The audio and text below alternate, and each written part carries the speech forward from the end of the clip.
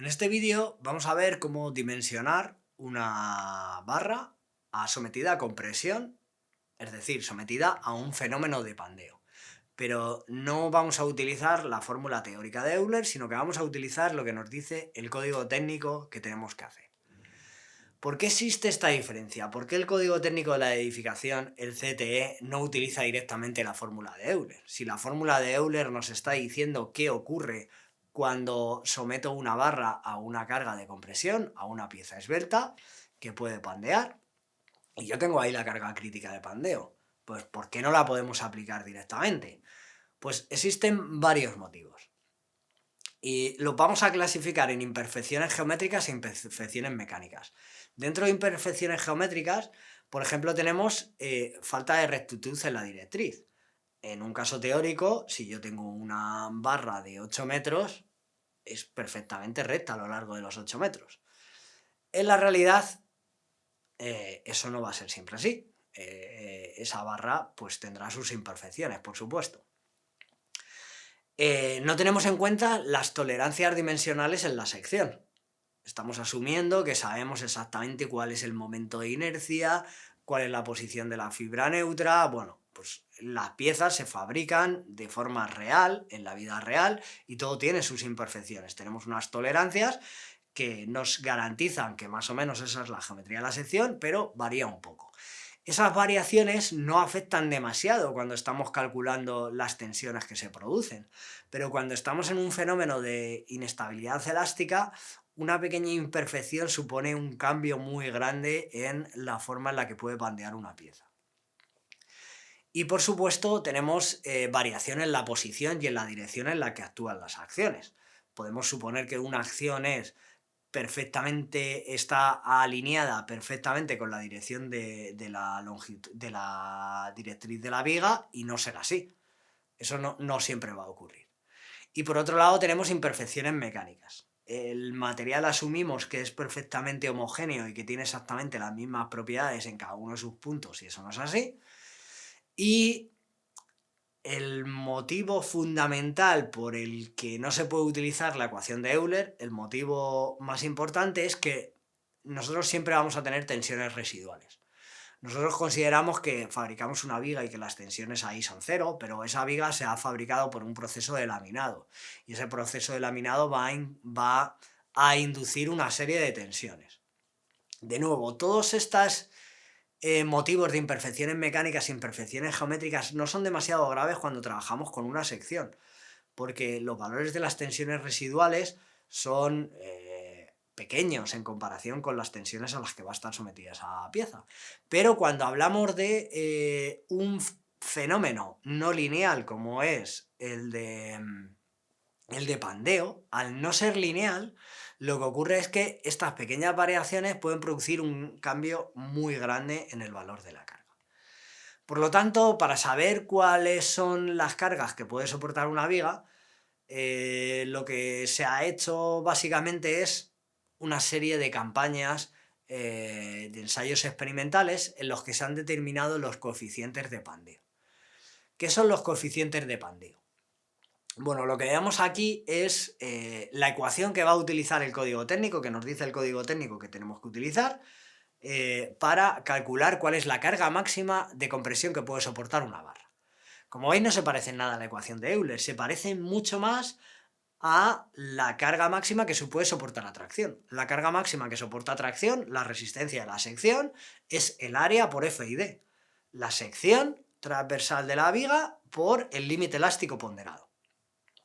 Bueno, pues lo que vamos a hacer es esa carga multiplicarla por un coeficiente de pandeo.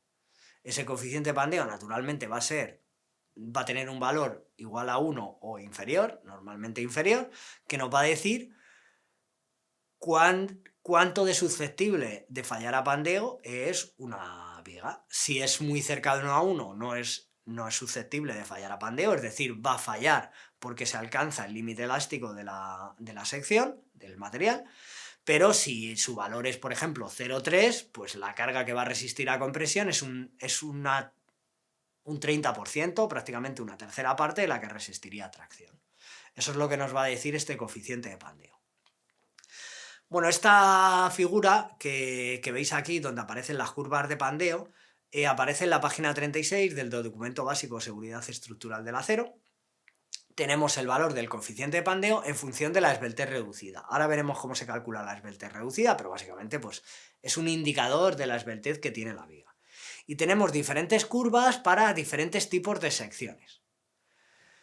Bueno, pues todas estas líneas negras nos aparecen en el código técnico. Esa línea roja que he pintado yo no aparece en el código técnico. Esa línea roja sería la que nos daría la ecuación de Euler. Y como veis, la ecuación de Euler siempre está por encima de la realidad. Las coeficientes de Pandeo que hemos obtenido experimentalmente siempre están por debajo de la ecuación de Euler. ¿Eso qué quiere decir? Pues que aunque la ecuación de Euler sea parecida a la realidad, no la podemos utilizar porque no está del lado de la seguridad. Nos está diciendo que una viga resistiría más de lo que resiste en la realidad y por lo tanto no es una aproximación válida.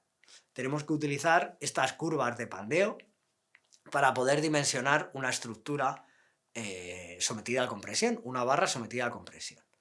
¿En qué consiste la esbeltez reducida que hemos nombrado antes? La esbeltez reducida, que utiliza el código técnico de la edificación, utiliza la letra lambda para denominarla, es la raíz cuadrada del área por FI, acordaros que aquí aparece FI, no FID, dividido entre el axil crítico. Y el axil crítico es el axil crítico teórico de Euler, pi entre la longitud al cuadrado por E por I. Naturalmente, esto lo vamos a tener que hacer en el eje débil y en el eje fuerte de forma general. ¿Por qué? Porque en el eje débil y en el eje fuerte vamos a tener diferente valor del momento de inercia, de I, y diferente valor, en teoría, de la longitud. Aunque la longitud de la viga sea la misma, la longitud de Pandeo puede variar porque tenemos diferentes condiciones de contorno. Por supuesto, si tenemos las mismas condiciones de contorno en el eje fuerte y en el eje débil, pues solo calcularíamos el Pandeo en el eje débil, porque va a fallar por el sitio más débil, porque el valor del momento de inercia en el eje Z es menor que en el eje fuerte, que en el eje Y. Entonces, una vez que hemos calculado este valor de la carga crítica de Euler para el eje fuerte y para el eje débil, podemos calcular la esbeltez reducida. Y el otro valor que necesitábamos para entrar en nuestras curvas de Pandeo era saber qué tipo de curva era. Acordaros que había diferentes curvas negras que las vamos a denominar A sub 0, A, B, C y D. Bueno, pues aquí nos tenemos que ir a la tabla 6.2, donde nos aparece el tipo de curva de Pandeo en función de la sección transversal que tenemos en nuestra viga.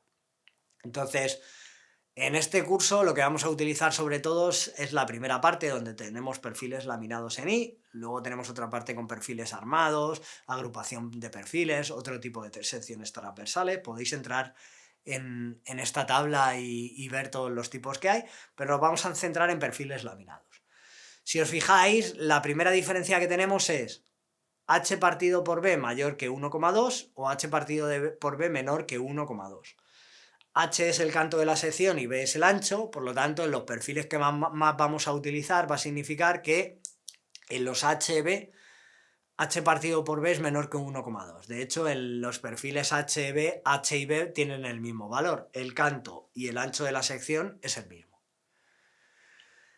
Y aquí tenemos diferentes tipos de curvas en función del tipo de acero y si estamos en el eje fuerte o en el eje débil. Por ejemplo, en el acero S275, si estamos en el eje fuerte tendríamos la curva B y si estamos en el eje débil tendríamos la curva C. Si nos vamos a H partido de B mayor que 1,2, aquí tenemos los típicos perfiles de las vigas a flexión, el IPE o el IPN, y aquí si por ejemplo nos vamos al acero S450, tanto para el eje fuerte como para el eje débil tendríamos las curvas A0. Si tenemos un acero de menor calidad, pues para el eje fuerte utilizaríamos la A y para el eje débil utilizaríamos la B.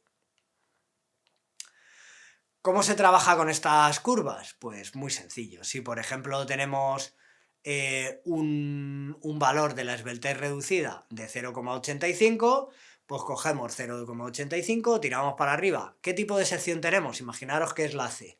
Pues me voy a la curva C, me muevo en dirección horizontal y me da un valor, pues que si lo miro con esta curva, pues sería 0,62, 0,63, 0,64, algo así. Si lo miramos con estas curvas no tenemos esta precisión. Por eso, el código técnico de la edificación también nos da esta tabla, la tabla 6.3. Aquí tenemos exactamente la misma información que en las curvas, solo que en modo de tabla. Entonces, si me voy a 0,85, ¿qué ventaja tengo? Pues que puedo interpolar. Estábamos en la curva C, yo sé que para un valor de 0,8 el valor del coeficiente de pandeo es 0,66, para 0,9 es 0,6, pues si interpolo entre estos dos valores, para 0,85 me tiene que dar 0,63. Aclarado. El código técnico de la edificación, esto como veis es mucho más preciso que mirarlo en una figura, por supuesto, pero el código técnico de la edificación nos da una tercera opción. Bueno, antes de explicaros la tercera opción, os voy a explicar que en esta tabla aparecen valores que entre paréntesis tienen un 1 o tienen un 2. Cuando la esbeltez reducida supera 2, si os fijáis, lo que nos dice aquí es que aparece entre paréntesis un 1 que dice que es esbeltez intolerable entre los elementos principales. Y cuando supera 2,7 nos dice que esta esbeltez es intolerable incluso en los elementos de arriostramiento, en todos los elementos. ¿Qué quiere esto decir? Bueno, pues que si me sale un valor de la esbeltez reducida superior a 2 en un pilar, directamente no voy a calcular el coeficiente de pandeo, ni voy a calcular nada. Si el valor de la esbeltez reducida es superior a 2, me voy al pilar, me voy a la sección siguiente. Digo que era una sección mayor, no es tolerable eso. Y si estoy en un elemento de arriostramiento, pues ocurre lo mismo a partir de 2,7. Vamos a la tercera opción. En la tercera opción lo que tenemos es una ecuación. Aquí tenemos una ecuación del coeficiente de pandeo en función de la esbeltez reducida y de una variable cuyo valor es phi. Si os fijáis en phi, depende de la esbeltez reducida a su vez y de una variable cuyo valor es alfa. ¿Qué significa alfa? Si volvemos a la tabla 6.3, donde teníamos los coeficientes de pandeo en función de la esbeltez reducida, el primer valor de cada una de las columnas, el valor que aparece en cada una de las filas, es lo que llamamos el coeficiente de imperfección, este valor de alfa. Y tiene un valor diferente para cada una de las curvas. Por ejemplo, para la curva C, que era la que calculábamos antes con una esbeltez reducida de 0,85, el valor de alfa es 0,49. Si metemos ese 0,49 en esa ecuación, nos sale que phi vale 1,0205. Y si metemos ese valor de phi en el coeficiente de pandeo, nos sale que vale 0,6308. Es decir, tenemos tres formas, cada una de ellas es más precisa que la anterior. Lo normal es trabajar con la tabla si estás haciendo un curso de este estilo y quieres resolver los problemas a mano. La figura pues se utiliza si quieres hacer una primera aproximación y necesitas un valor aproximado, pues es lo más rápido. ¿Y cuándo vamos a utilizar esta ecuación? Pues normalmente cuando lo quieres tener programado o sistematizado. Esta ecuación la puedes meter en una tabla Excel y cada vez que obtengas el valor de la esbeltez reducida, pues ya sabes cuál es el valor del coeficiente de pandeo. No te tienes que ir a ninguna tabla y es mucho más rápido y se puede automatizar, programar, sistematizar, como lo queráis llamar.